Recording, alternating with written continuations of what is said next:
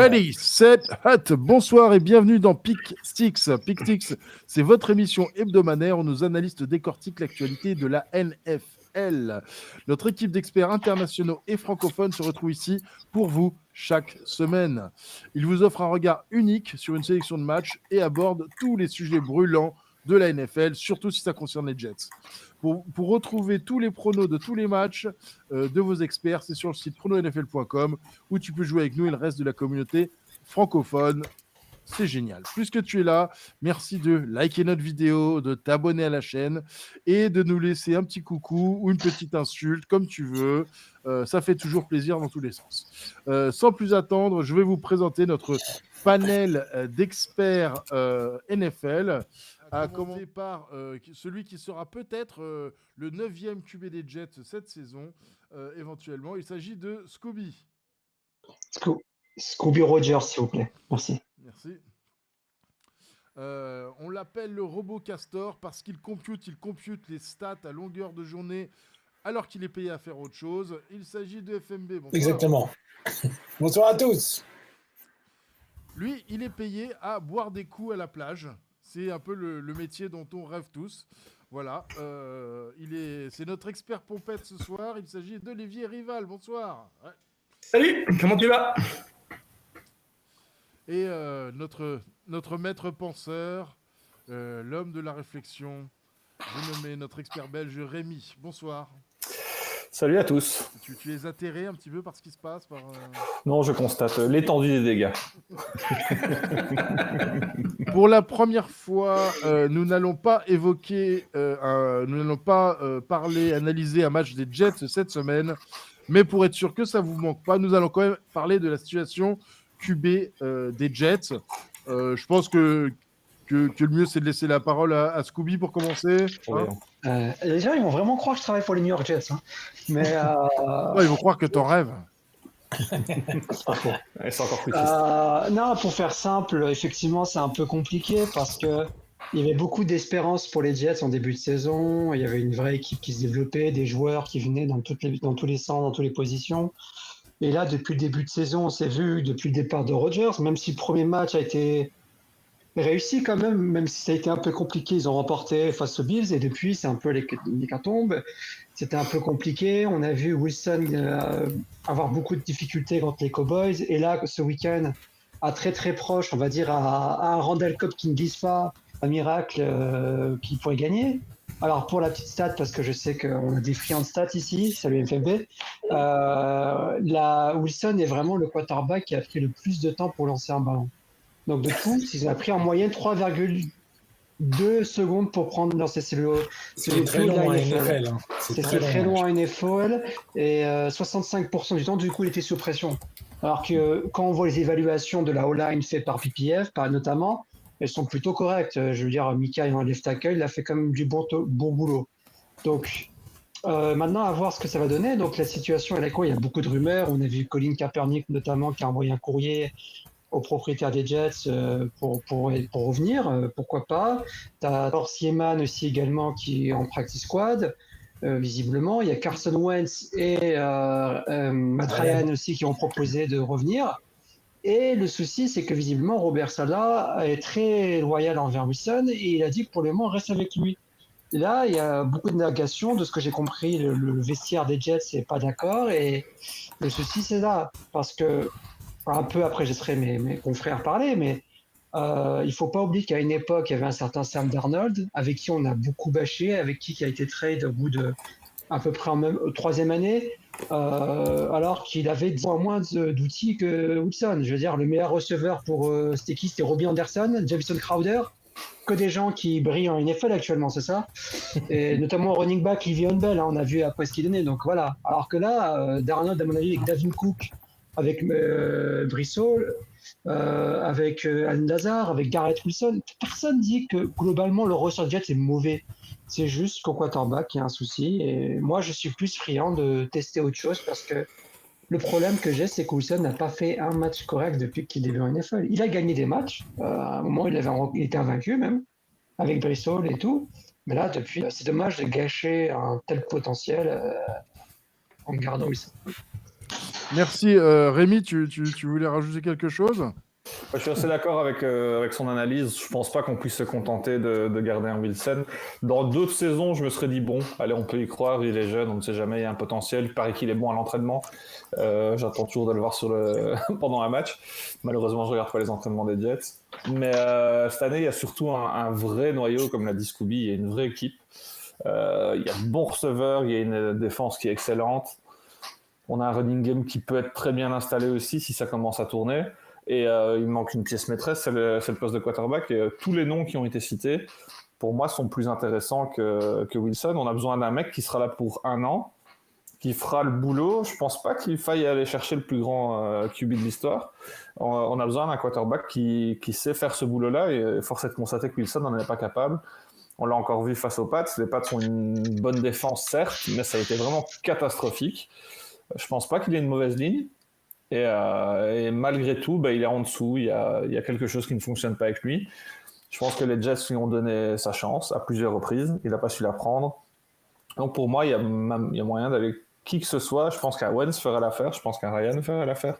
Je pense vraiment que tout le monde, tout ce petit monde ferait l'affaire. On a parlé de Kaepernick, ça c'est autre chose, mais j'ai l'impression que potentiellement il y a plus de chances de faire quelque chose avec lui qu'avec Wilson. Mais ouais, voilà, je le rejoins à 100%. Pour moi, ce serait vraiment catastrophique de rester dans cette position parce qu'au final, on gâche une saison avec des méga talents. Ça va être difficile de garder tout le monde, on le sait. Et donc voilà, c'est un peu maintenant ou jamais. On a la chance d'avoir une AFC assez ouverte et je pense que avoir 2-3 matchs de retard n'est pas dramatique en début de saison. Et donc c'est le moment de se bouger un peu du côté de la direction des Jets, mais je sais pas l'impression que ce soit à l'ordre du jour. Je sais pas ce que t'en penses, FMB. Moi je dis que vous avez tort. Wilson il est à sa place. En plus ça nous donne des chances de gagner. Mais non, mais sérieusement, non. En fait, et je ne sais pas si vous vous rappelez, mais il nous a quand même massacré l'année dernière, enfin les Dolphins. Bon, d'un côté, on n'avait plus de QB. Il y avait Skylar qui était cassé, et puis je me rappelle son nom, Bridgewater, qui a enlevé son bonnet pour sortir de son banc et il a fait n'importe quoi. Donc, non, moi, alors franchement. Je me retraite plus en question Robert Saleh que Wilson. Voilà, j'ai lancé le débat. Maintenant, on passe à autre chose. Alors, Olivier n'a pas entendu la moitié de ce qui a été dit, mais Olivier, tu veux rajouter quelque chose? Je ne vais rien rajouter puisque je n'ai rien entendu, mis à part les bêtises de François Billot à l'instant. Donc, je n'insisterai pas sur les Jets. Je suis sûr que Scooby avait très bien analysé puisque c'est notre grand spécialiste des géants verts. Merci. Messieurs, tout de suite, on rentre dans le vif du sujet de notre premier match de la soirée, à savoir les Rams contre les Colts. Qui veut ouvrir le bal, messieurs? Bon, Julien. Allez. Vas-y FMB, je te laisse. J'étais censuré. Je te laisse le cracheur. Il a levé le doigt. Donc, alors moi, les Rams, c'est quand même une belle surprise parce que je ne pensais pas qu'ils seraient aussi bons cette année, surtout sans Cup.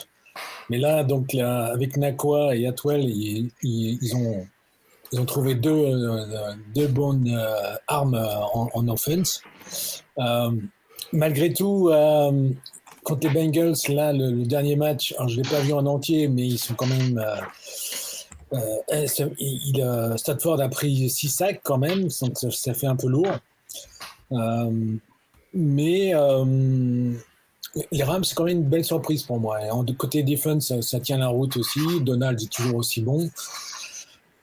Les Colts sont quand même... c'est une autre surprise pour moi parce que je les pensais vraiment mauvais en construction. Et là, ils ont quand même fait 2 gros wins. Bon, c'est quand même Houston. On va dire, mais Houston, je pense aussi, on va en reparler. C'est une belle surprise aussi. Et ils ont gagné donc à Houston et à Baltimore quand même. Donc... les Colts, là, chez eux, ils vont recevoir les Rams. Ça va être un match, à mon avis, serré. Mais ça risque d'être un beau match aussi. Rémi, tu avais levé la main?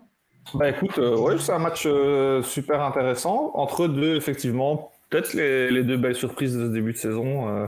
On a quand même les Rams qu'on annonçait plus bactères, qui sont privés de Cup et qui, malgré tout, tiennent la route, voire plus que ça. Ils ont été un peu décevants sur le dernier match. C'est vrai que la ligne offensive n'a pas tenu le coup.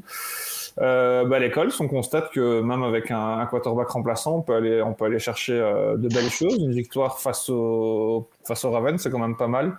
Avec Minshew, typiquement, Minshew, je pense qu'il aurait aussi sa place du côté des Jets.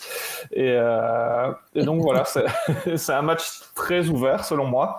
Je vois quand même les Rams peut-être aller tirer leur épingle du jeu, tout simplement parce qu'on a une attaque qui pour moi est peut-être plus régulière quand elle commence à tourner. On a un Stafford qui est quand même très solide. On a un receiving corps qui est pour moi, peut-être au final un des meilleurs malgré l'absence de Cup. On a Nakua qui enchaîne les stats et qui ne diminue pas, donc c'est plutôt pas mal. Du côté des Colts, c'est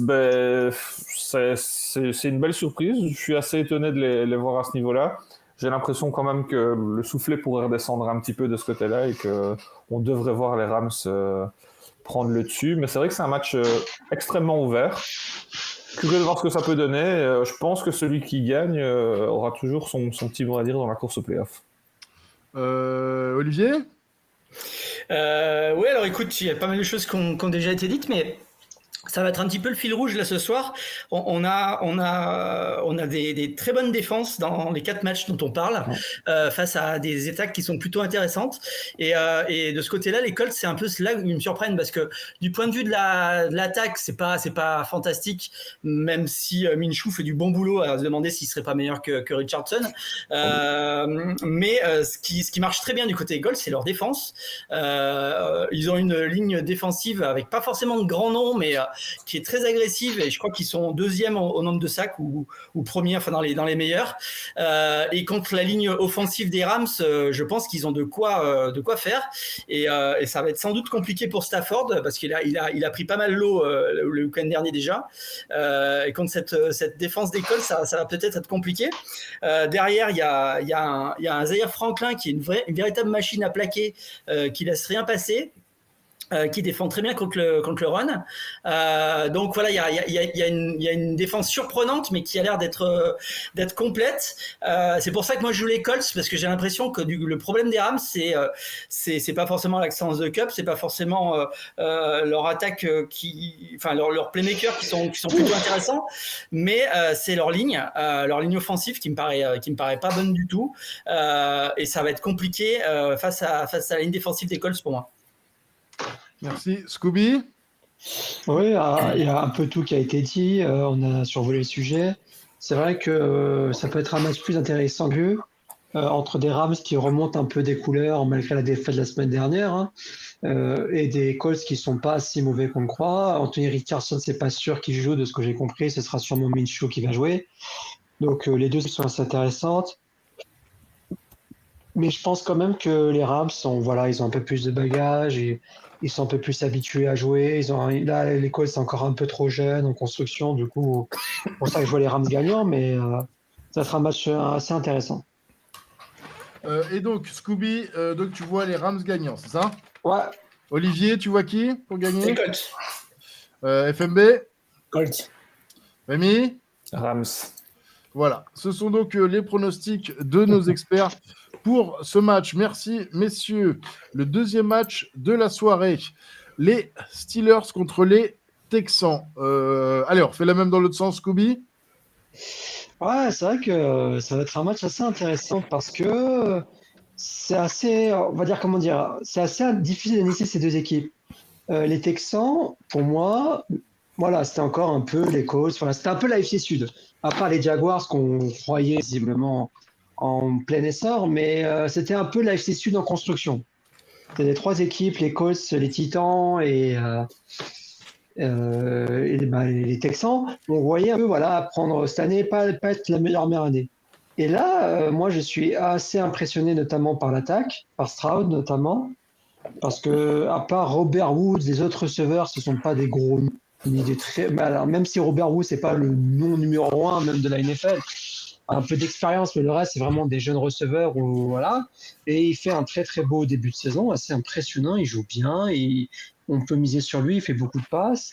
La semaine dernière, ils étaient impériales contre les Jaguars, qui ne sont pas mauvais, loin de là même, qui ont perdu avant contre les Chiefs, hein, il faut pas l'oublier. Du coup, les Texans, ils sont en place, ils ont une machine en route, c'est assez intéressant comme équipe. Et de l'autre côté, on a Pittsburgh qui est aussi, malgré des débuts très difficiles, reprennent aussi à leur tour. Moi, je trouve qu'ils sont un peu des couleurs, j'aime bien cette expression. Ils commencent un peu à rejouer. On a Kenny Pickett. Alors, c'est pas le plus grand quarterback de l'histoire, mais il arrive quand même à faire le minimum vital pour que son équipe puisse gagner. On a une défense très solide. TJ Watt qui est déjà à 6 sacs en 3 matchs, c'est assez impressionnant. Du coup, match assez serré. Et ça va vraiment, moi, se jouer sur l'attaque. Est-ce que les Texans vont réussir à avancer contre une grosse défense des Pittsburgh? Est-ce que l'attaque du jeune, l'idée par le jeune CJ Stroud va réussir à avancer? Ou bien est-ce que de l'autre côté aussi, l'attaque des Pittsburgh vont capables de faire le minimum qu'ils ont pu faire et ralentir physiquement le jeune quarterback? Merci beaucoup, Scooby. Olivier? Écoute, ouais, je suis assez d'accord avec ce que dit Scooby. Pour moi, Pittsburgh, c'est vraiment une équipe, par contre, qui est complètement déséquilibrée. C'est peut-être aujourd'hui la meilleure défense de la ligue, en tout cas ce qu'il montre avec un TJ Watt qui est très très bon. Il y a aussi un second rideau qui est assez efficace. Mais aujourd'hui, ils gagnent 2 matchs grâce à la défense. Contre Cleveland, la défense marque 2 TD. Contre les Raiders, ils interceptent 3 fois Garoppolo et ça fait de loin la différence. Et encore à la fin, si les Raiders avaient un coach, ça serait peut-être passé différemment. Donc au final, c'est la défense qui leur donne ces 2 victoires. Et du côté attaque, je trouve que c'est vraiment très très bas. C'est peut-être la meilleure défense de la ligue et la pire attaque de la ligue dans la même équipe. Enfin, je vais peut-être un petit peu loin dans ce sens-là, mais c'est un petit peu l'impression que ça me donne du côté des Steelers. Et c'est pour ça que je joue plutôt les Texans. Parce que, comme tu l'as dit, Scooby, Stroud, il m'impressionne en ce début de saison. On a l'impression qu'il est là depuis 10 ans. Il joue trop bien alors qu'il n'a pas forcément des très bonnes armes. Et ils ont une défense qui tient la baraque, qui fait que c'est une équipe qui, à mon sens, est un petit peu plus dangereuse que celle des Steelers. C'est pour ça que je joue Houston. FMB? Non, moi, je ne suis pas du tout convaincu par les Steelers. Je l'étais en début de saison. Et quand j'ai vu les premiers matchs, là, ils ont vraiment souffert contre les 49ers. Après, ils ont gagné contre Cleveland, mais c'est comme l'a dit Olivier, grâce à la défense. Pickett, moi, je pensais que c'était un très bon QB, et je vois qu'il quand même, il a du mal. Il s'améliore un peu, mais bon, c'est pas top, quoi. Comparé à Stroud, il m'impressionne, parce que je pensais que c'était un Fields bis et qu'il allait courir et jamais passer. Et là, il passe pas mal. Il est déjà à 906 yards. À la passe, donc et le problème de Houston, c'est qu'il n'y a pas de coureur, donc ils sont seulement à 210 yards en run, donc ça veut dire que là tout le match va reposer sur son bras, et c'est lui qui doit faire la différence. Donc on va voir s'il est vraiment à la hauteur, s'il progresse. Ça va être un match hyper intéressant. Mais je vois quand même les Texans gagner chez eux, surtout que là, ils vont célébrer J.J. Watt qui va rentrer dans le Ring of Honor. Donc, il y aura de l'adrénaline dans l'air et la testostérone donc, du côté Houston. Et Rémi? Écoute, ouais, pas mal de choses ont déjà été dites, mais je rejoins FMB sur un point, c'est au niveau du jeu de course. On a quand même un gros problème, et pour moi, des deux côtés, il parlait de Houston, et si tu veux, écoute. On a un gros problème. Oui, excusez-nous, FMB ce matin a découvert qu'il y avait un accent parfois en Belgique. Ah, c'est donc ça.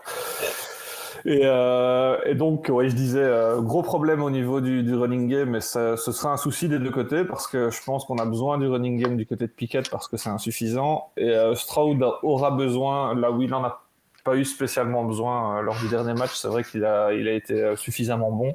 Il ne pourra pas se permettre d'arroser face à une telle défense. Il y aura une grosse pression sur lui. C'est une défense qui force pas mal d'erreurs, et c'est un très jeune quarterback, forcément.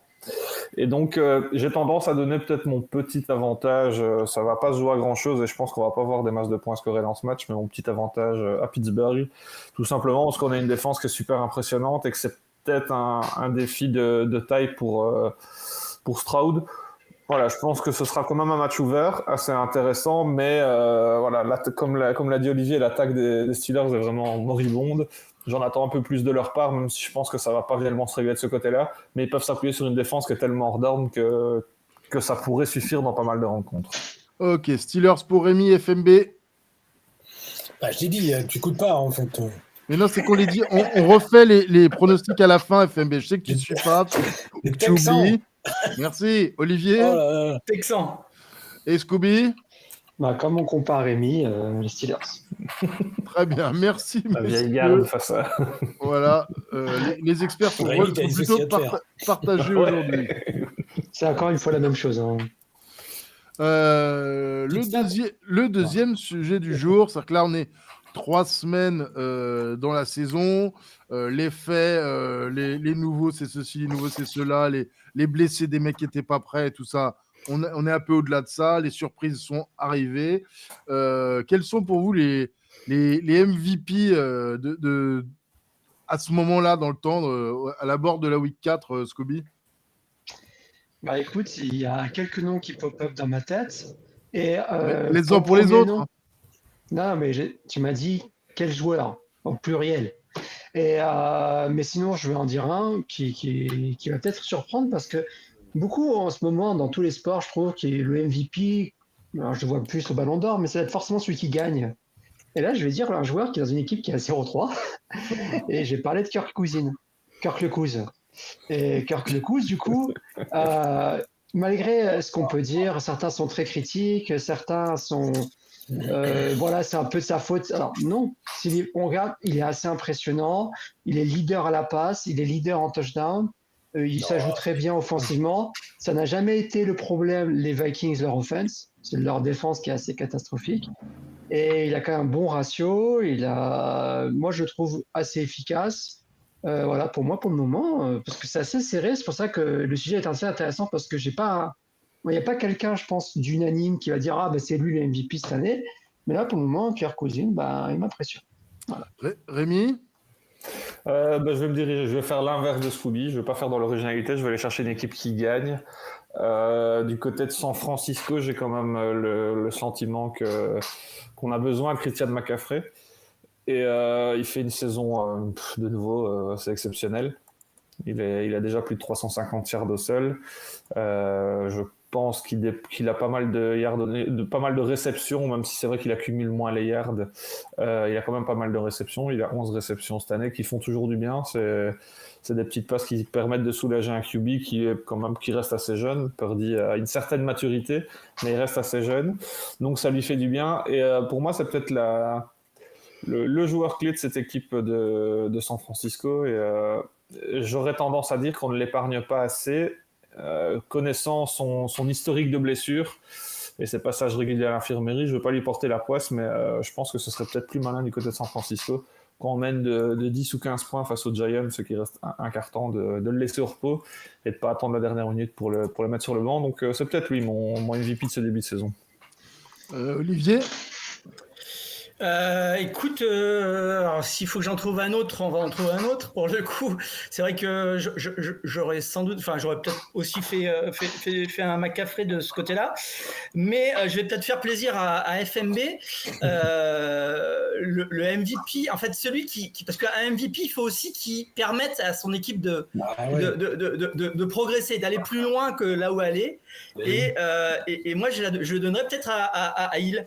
À Tyreek Hill parce que il amène une dimension supplémentaire au jeu des Dolphins qui fait que ça rend leur attaque encore plus difficile à jouer et ça fait que voilà, il rend notre ami Tua meilleur pour le coup et il fait la différence depuis qu'il est arrivé à Miami. Il y a quand même autre chose qui se passe dans cette attaque des Dolphins. Donc pour l'instant, il est à mon avis une des causes principales de ce superbe début de saison du côté des Dolphins.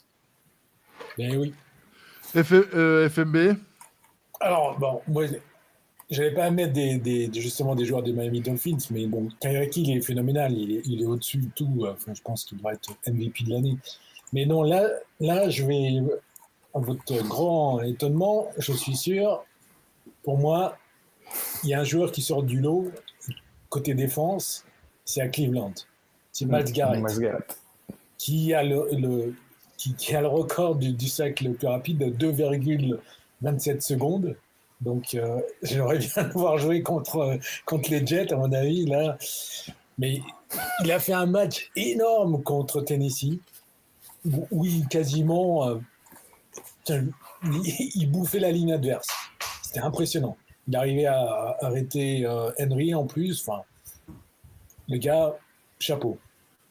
Franchement, chapeau. Et là, il tire vraiment l'équipe par le haut. Parce que la défense de Cleveland, et c'est vrai, on en a parlé la semaine dernière, elle est classée parmi les premières, mais c'est grâce à lui. Voilà. FMB, je vais t'interrompre puisque notre prochain match, c'est Cleveland contre les Ravens. Vas-y, t'es lancé, lâche-toi. Alors c'est vrai que Watson a bien joué la semaine dernière, ce qui est étonnant. Mais il joue mal quand même quand on l'a vu par le passé quand il a une grosse pression. Donc là, avec l'ADL des Ravens qui est moyenne, mais elle est quand même, je crois, 8e, donc c'est une top défense NFL, je pense qu'il va souffrir. À moins que les Ravens lui envoient les cheerleaders masseuses pour lui faire rater toutes ses passes. Un peu comme dans le film The Replacement. C'est après une tactique comme une autre, mais bon, je vois pas les Browns quand même. Ah si, je l'ai mis, les Browns. Ils jouent chez eux, donc c'est ça le problème. Côté Browns, il y a quand même. Côté course, il y a Ford et Hunt maintenant qui sont là, qui sont présents. Mais quand même, ça va être la clé du match avec Lamar Jackson contre la défense de Cleveland et ce que va faire Myles Garrett et surtout le coordinateur défensif, Jim Schwartz. Est-ce qu'il va trouver le moyen de stopper Lamar Jackson? Je ne suis pas sûr. C'est vrai que sa défense à la passe, ils sont premiers à la défense à la passe, Cleveland. Mais bon, les Jets, je crois, ils sont 3e dans ce classement. Mais on est quand même en début de saison, donc ça risque d'être un match serré, je pense quand même. Merci beaucoup, Rémi. Ouais, match super serré sur papier. D'ailleurs, c'est le genre de match que je verrais bien se terminer en prolongation. Ça va pas se jouer à grand chose. On a une super défense des Browns. C'est vrai que c'est peut-être la plus sous-cotée de la ligue en ce moment, pour moi. C'est peut-être la meilleure actuellement. J'avais tendance à donner les Cowboys, mais depuis la perte de Dick, c'est vrai que ça a pris un solide coup de ce côté-là. Et en face, on a des Ravens qui sont un petit peu... on sait pas trop sur quel pied danser.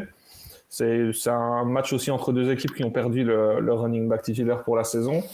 Du côté des Browns, je pense qu'on s'en relève plutôt pas mal avec un Jerome Ford qui fait le boulot, qui m'a impressionné sur son arrivée. Il dépanne plus que bien l'absence de Nick Chubb. Du côté de Baltimore, c'est peut-être un peu plus compliqué de ce côté-là. J'attends de voir ce que Gus Edwards peut donner. C'est vrai qu'il peut faire mal. C'est quand même un bon running back et on a des schémas de course assez intéressants parce qu'on a une double menace de ce côté-là, du côté des Ravens. Curieux de voir comment se comportera effectivement la défense des Browns face à un QB comme Lamar Jackson. C'est quand même très très différent. J'en attends plus de Jackson qui pour moi joue un match ici très très important. C'est une belle concurrence entre ces deux équipes, un match très serré, spectaculaire. La défense des Ravens n'est pas la meilleure, mais elle est quand même capable de sortir quelques big plays. Je pense notamment en ça, qui peuvent être assez menaçants. Et donc voilà, match ouvert, match entre deux belles défenses, mais avec des attaques qui peuvent bien tenir la route. Donc je suis curieux de voir ce que ça peut donner. Et comme je l'ai dit, ça ne m'étonnerait pas de voir ce match aller se jouer en fin de match ou carrément en prolongation. Scooby ? Ouais, moi je suis agréablement surpris. Alors je sais que c'est un peu tôt pour faire les takeaways, mais je vais quand même le faire. Pour le moment, à votre grand étonnement, la meilleure équipe de l'AFC Nord pour moi c'est les Browns. Ouais. C'est vrai que c'est pas un truc qu'on dit très souvent. Dire que les Browns vont être champions de division, je crois que c'est jamais arrivé. En tout cas de l'AFC Nord. Mais cette année, c'est un peu les Jets de l'AFC Nord, quoi. C'est ça. Mais c'est marrant que certains rigolent ici alors que leur équipe n'ont pas gagné de match de playoff depuis plus longtemps que les Jets. Mais Mais en tout cas, ce qui concerne les Browns, c'est vrai que Deshaun Watson, il a agréablement surpris. C'est vrai qu'on parle toujours de Jérôme Ford, mais je trouve pas qu'il a été resplendissant contre les Titans. Mais je trouve que là, ils étaient impériales, les Browns, défensivement, rien. Mais comme avait parlé FMB ultérieurement, de Myles Garrett, il a été absolument monstrueux. Et Deshaun Watson, on a revu un peu le Deshaun Watson qu'on a connu avant qu'il parte des Texans. Donc ça reste quand même une équipe, moi je trouve que ça se balance bien. On va voir si Kareem Hunt va jouer. De l'autre côté, du côté des Ravens, moi je trouve ça un peu décevant.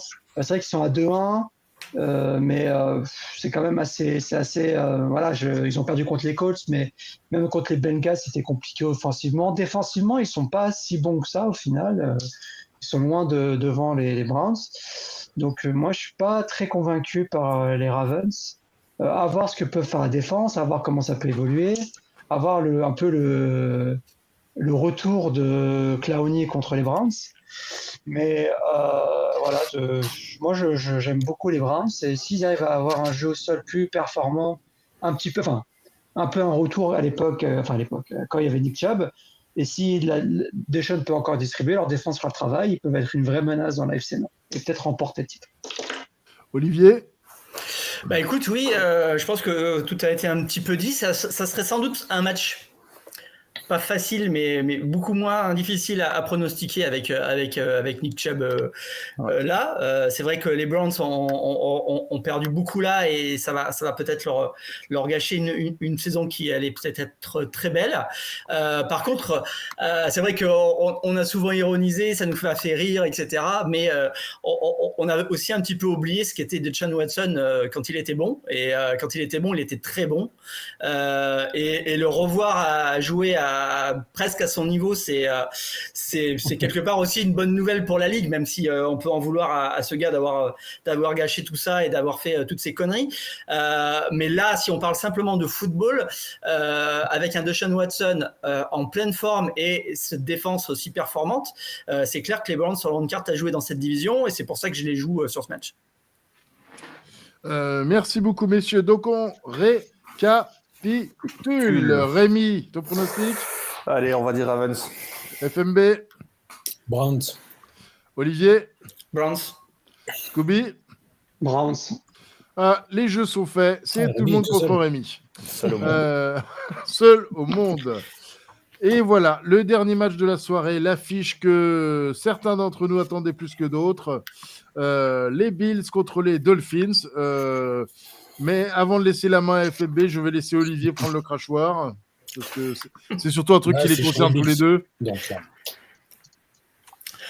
Que dire écoute, c'est effectivement un match qu'on attend et qui en plus on l'attend encore plus que prévu parce qu'on pensait peut-être pas que les Dolphins allaient être aussi forts en ce début de saison. Ils ont été très impressionnants, notamment en attaque avec Tua, avec Hill et puis aussi avec leur petit comment il s'appelle, Achane, c'est ça? Achane. Je sais pas comment on prononce exactement, qui est très très impressionnant. Aujourd'hui, ils s'en sont à 550 yards par match. La deuxième équipe, les Chargers, ils en sont à 416. C'est pour vous dire comment cette attaque tourne à fond. Donc forcément, les voir arriver à Buffalo pour un choc qui peut décider la division, qui peut décider quelque part un placement plus tard en play-off, en sachant que le match retour à Miami, ça sera week 17. Donc on sait que les week 17, ça peut des fois être un peu particulier. Donc c'est vraiment un match très important pour tout le monde.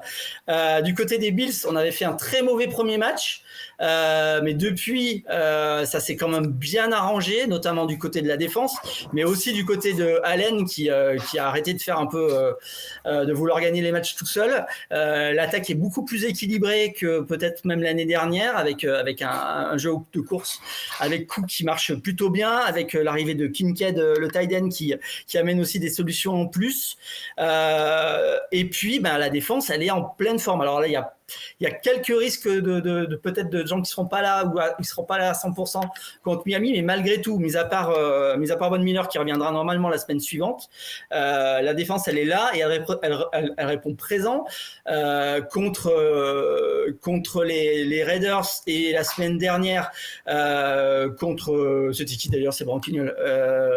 Je les ai oubliés tellement ils étaient nuls. Ça a été un massacre du point de vue défense. Terrell Bernard avec Milano aujourd'hui, c'est vraiment un duo de linebacker qui est extra, qui marche superbement bien. Donc voilà, j'attends de voir ce que va donner cette défense contre cette attaque. La défense des Bills, son point fort aujourd'hui, c'est notamment de créer du big play, de faire de l'interception, de faire du sac, de faire des choses qui arrêtent un drive. Quelquefois, ils prennent pas mal de yards, mais ils arrivent à faire les jeux qui font arrêter un drive. Et je pense que ça va être un match très spectaculaire qui devrait se jouer de rien parce que les derniers Bills-Dolphins se sont joués de rien aussi. Il n'y a pas de raison que ça continue pas. Donc moi, je joue les Bills, mais de quelques points et un match qui s'annonce, à mon avis, très, très spectaculaire. Je connais quelqu'un qui n'est pas d'accord. Ah bon? FMB? Alors la preuve par l'image que les Dolphins ont gagné. Ah. Voilà la preuve. Vous voyez bien? C'est magnifique. Alors, les Dolphins, vous les voyez, alors je ne sais pas si vous voyez bien, les Dolphins sont là, Miami. Et ça, alors, donc ça, c'est le type de défense. Alors, j'ai pris le top 10 du personnel de défense, c'est-à-dire la formation défensive. Et celle de Buffalo est là. Et vous voyez, celle de Buffalo, eh ben, il n'y a pas de grosse innovation. C'est quasiment du classique, c'est de 4 défenseurs, D-line, 2 linebackers, donc Milano et Bernard qui sont très bons. Mais ces gars-là, ils vont souffrir, parce qu'avec la vitesse de Tyreek, Chain, Waddle, je pense qu'ils vont avoir du mal. Et le fait est qu'ils sont, vous voyez, quand même là, c'est une des équipes qui utilise le plus cette formation de 4 défenses, de 4 D-line, 2 linebackers à 5 DB. L'orange, à peu près, ils l'utilisent pas, mais c'est à peu près la même chose, c'est une légère variante. Et vous voyez, à Miami, on innove, quoi. On utilise quand même pas mal. Alors que là, je suis là à Miami. On utilise pas mal quand même en rouge de 3 D-line et 4 linebackers. La défense 3-4, pour moi, c'est une des meilleures défenses. Pourquoi? Parce que ça pose beaucoup de problèmes, non seulement à la O-line, mais aussi au QB. Parce que ça ouvre tellement de lignes de blitz que le QB, il doit quand même bien réfléchir. Là, à mon avis, Josh Allen, il va commencer à avoir chaud parce qu'il va se dire on a des bons on a des bons défenseurs, et un bon défenseur qu'on ne parle pas beaucoup à Miami, que j'aime très bien, c'est David Long, un inside linebacker, et lui, il est hyper rapide aussi sur les blitz. Il a un des blitz les plus rapides. J'ai perdu ma stat tout à l'heure. Non, c'est bon, on l'a retrouvé. David Long, il a son sac le plus rapide en 2 secondes 77. Ce qui est excellent pour un inside linebacker. Hein. Mais c'est pas un outside. Hein. Comparé à Myles Garrett ou au jeu. Ou à TJ Watt qu'on parlait tout à l'heure. Donc, à mon avis, de toute façon, le match va jouer côté défense. Est-ce que les Bills vont être capables d'arrêter et de stopper Tyreek Hill? J'y crois pas trop. Les Pats ont essayé alors que Belichick a dû se creuser pendant des nuits à réfléchir comment le stopper. Et McDaniels réagit hyper rapidement, je trouve, cette année. Il s'adapte très rapidement. Donc, je pense que ça va être un match assez serré aussi, côté score, mais je pense qu'on risque d'avoir des gros scores quand même. Donc, je ne serais pas surpris d'un 28-30 ou un truc comme ça. Mais, Fint, bien sûr. Tu nous vires ton tableau incompréhensible, s'il te plaît? Non, vous ne comprenez pas. Regardez. Alors, c'est intéressant. Regardez tout se ressemble un peu, hein, quand même. Hein. Non. Il n'y a pas de grosses différences, quoi. Ou alors, comme je suis daltonien, je ne suis pas sûr que je regarde au bon endroit, mais Alors, pour moi, c'est tout pareil. J'ai l'impression que les Chargers et les 49ers, ils ont un peu plus de pass rushers. et que Washington, ils ont Alors, j'ai apparemment une autre- peu de pass rushers et peu de défendeurs dans la boîte. Alors, ils font Mais rien. de toute façon, à Mais Washington, t'es il n'y a sûr, pas de il y a un défense en fait. comprendre. Donc, C'est ça, mais ça se voit. Voilà. C'est la dernière ligue où tout Ça, est tu plus la bas vois. que tout le reste. Ça, c'est clair. Le reste, bon. C'est là, tu la vois? Vous la voyez celle-là ou pas? Non, attends. Après, on est en NFL, il n'y aura pas des tendances énormes entre les équipes. Scooby, vas-y. Je vais vous Ouais, ficher le stade qui se voit. Ces deux matchs, enfin, on va essayer d'être objectif un peu parce que je vous avoue que mes deux comparses fans de ces deux équipes me cassent bien les couilles pour être poli. Mais, Voilà. Qui est-ce que tu penses va sortir les Jets des playoffs plutôt non, parce qu'encore une fois, je répète qu'aucune de ces deux équipes, pour le moment, ont battu les Jets cette saison. Il y en a une qui a perdu avec Zach Wilson, c'est pas grave. Mais alors, on va mettre ça de côté un peu. Non, sur le papier, c'est un match assez intéressant. Josh Allen, effectivement, avait mal joué contre les Jets son premier match avec avec 3 interceptions. Et là, il a un peu repris voilà, il est un peu avancé. L'attaque est pas mal. La défense est très solide. Ils ont été assez impressionnants face à Washington qui, alors peut-être pas qu'ils étaient super forts, mais qu'ils étaient quand même assez intéressants, qui montraient des choses. Et là, ils se sont fait. Samuel a passé une très mauvaise soirée. Les Dauphins, c'est vrai que les Dauphins de Nice, comme j'aime bien les appeler, ils sont assez intéressants offensivement et ça bombarde. Contre les Broncos, ils ont mis 70 points. Je crois qu'il y a eu 3 fois dans l'histoire de la NFL où une équipe a mis 70 points. Offensivement, ils étaient impériales. Enfin, il n'y a pas d'autre mot, quoi.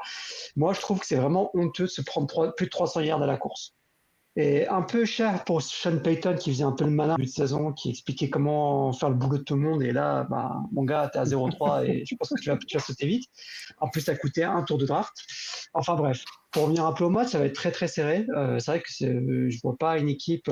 Je trouve que Buffalo est un peu en dessous offensivement, mais un peu en meilleur défensivement. De l'autre côté, Miami a quand même des armes très explosives. Tyreek Hill s'impose comme peut-être le meilleur receveur de la NFL avec JJ. Voilà quoi, ça joue très très fort. Tua est très bon. Je pensais au MVP, mais Tua n'est pas loin. Hein. Statistiquement, il est juste derrière Kirk, quelques yards Non, il est et devant. un touchdown. Mais ah bon, Oui, il est devant. c'est pas ce que j'ai vu moi. non, regarde, il est derrière, ouais. Regarde, il est derrière. Et il y a 8 TD pour Tua et 9 pour 1075, Kirk. 1024. Ouais. Voilà, très peu de choses près quoi. C'est quasiment la même chose. Donc il joue très bien. Il a montré qu'il pouvait être en place. Non, et Raheem Mostert, il faut pas l'oublier, qui est cité géante quand même, monstrueux. Donc voilà, ça va être un match quand même très très serré. C'est-à-dire qu'il faut pas dire que c'est terminé. Il faut pas vendre la Non, peau de c'est l'ours avant vrai. de l'avoir tué. Sauf les beers, tu peux la vendre avant. Mais sinon, ça va être un match très intéressant et à regarder. Rémi, pour clore ce match. Bah ouais, tout a déjà été dit, mais j'ai mes petites clés du match, ça reste quand même effectivement au niveau défensif, parce qu'on sait que c'est deux équipes qui vont tourner offensivement. On a quand même une confrontation entre l'équipe qui a marqué le plus de points et la deuxième équipe qui a marqué le plus de points, à savoir les Bills, qui sont quand même derrière. Il y a de la distance forcément après les scores de la semaine dernière, mais malgré tout, les Bills sont deuxième. Et au niveau défensif, par contre, je donne mon petit avantage aux Bills qui disposent de la deuxième meilleure défense au niveau des points encaissés, ce qui est pas mal du tout. Là où je pense que du côté de Miami, on a une défense qui tient la route, ça on peut pas dire le contraire, mais elle est peut-être un cran en dessous.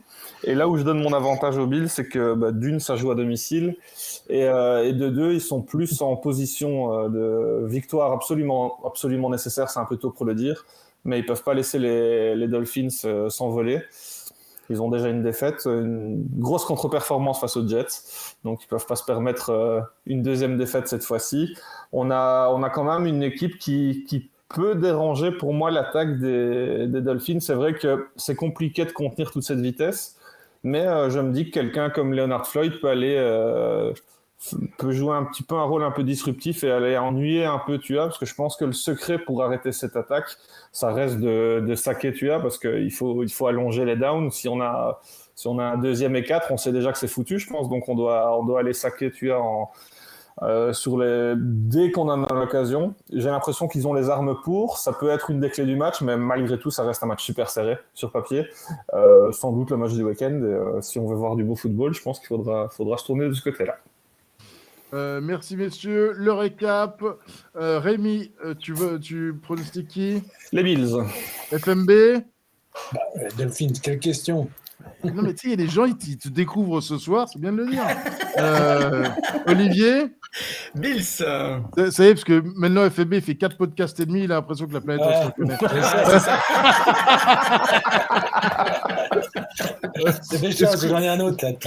Allez, Scooby. Les poissons. Voilà. Bon, merci beaucoup, messieurs. Je vous dis donc à la semaine prochaine pour la Week 5. Plein de bonheur. Et voilà, et profitez bien des matchs ce week-end. Ciao. Salut à tous. Salut.